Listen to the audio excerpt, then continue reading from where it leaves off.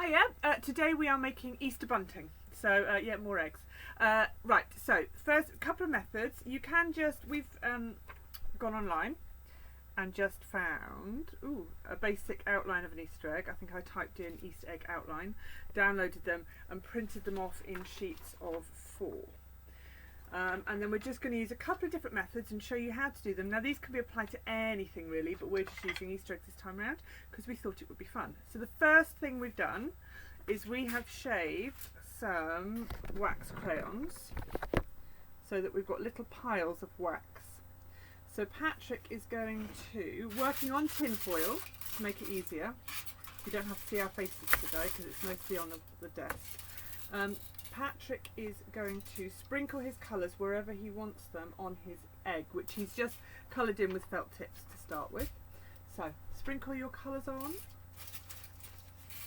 You're just going to dump them all on, aren't you? Careful of that iron that's on next to you. You will need an iron for this, and you will get covered in bits of wax crayon. You can mix them up or you can do them separately. You can choose what colours you want to use. That's it. Excellent. You want them anywhere else, or is that it? That's it. Okay. So fold over your tin foil so that your tin foil is on the top. And this is more to protect your iron. Now we use an old iron. I would say young children need to be supervised obviously because we're talking about hot wax here and a hot iron. So can you just iron your tin foil please? You're very good at ironing your scout uniform, your cub uniform. So I know you can do this, just keep it moving. And the heat from the tin foil helps it to go through. If you haven't got tin foil you can use greaseproof paper, sorry? Do I need to push the button here? No, that's fine, it doesn't need steam. We're just heating. Lift up, let's have a look. Ooh. And it just creates a really nice mottled effect. And it's just something a bit different. So, that's the first method. Second method, we have coloured in somewhere one of the eggs using white wax crayon or oil pastel, or you could just use a wax candle, and we're just going to do some wax resist, which I know most of you would probably have done when you were younger, but just in case. So we're using watercolour paints because that's what I happen to have. I don't have poster paints unfortunately. Mummy's just going to move the iron so it doesn't burn. There we go. So, and then just a wide brush, and you are just going to brush the orange over the top. Just, you don't need to be delicate. Just a full wash. Even over the wax? Yep, all over it. And it won't actually go on the white bits, that's the point. Why? Because the wax stops, here's your science lesson for today, the wax seals it and stops the water from going into the paper because wax is water resistant. So just cover the whole thing. What you can do, if it's starting to get a bit dark, you dip your paintbrush in the water rather than in the paint.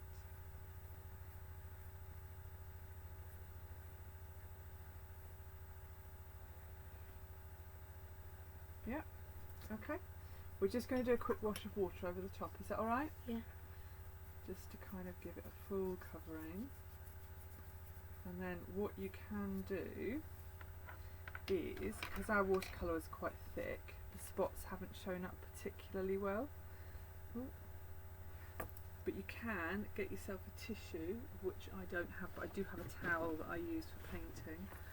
And if you dab, the white spots will start to show a bit better. It does actually work better if you're not using proper art materials, believe it or not. It works better with a wax crayon. So that's wax resist. Now we're going to pause this video because we've got to set some other stuff up, and then we'll come back to you with some other ideas.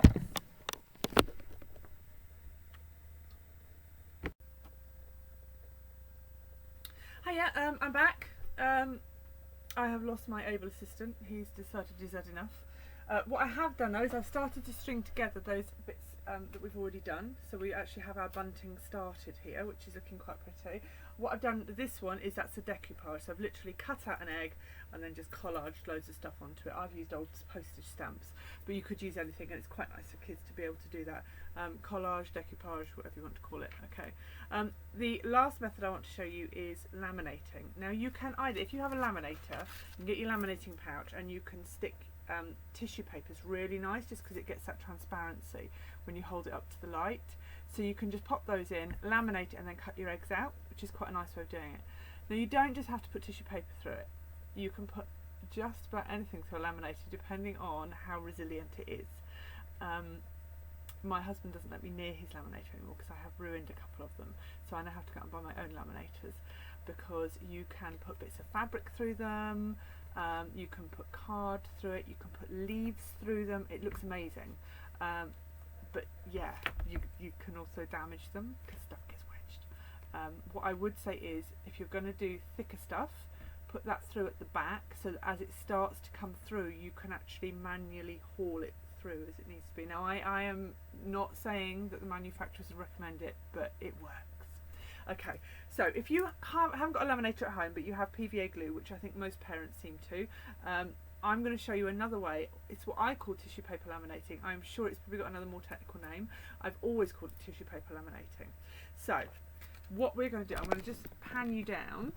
There we go, so you can now watch what I'm doing. So I am working on a punch pocket.